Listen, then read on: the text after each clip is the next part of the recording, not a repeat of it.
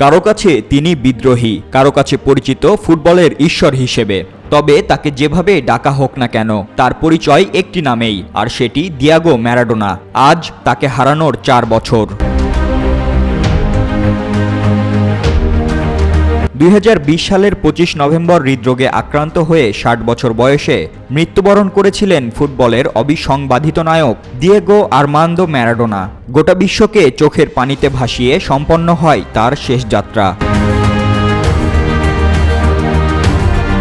1960 সালের 30 অক্টোবর আর্জেন্টিনার বুয়েন্স আইরেসের ল্যানুস পার্টিডোর রাজধানীতে জন্মগ্রহণ করেন ফুটবল ঈশ্বর ম্যারাডোনা। তার পায়ের জাদুতে বুঁদ হয়ে থাকত পুরো বিশ্ব।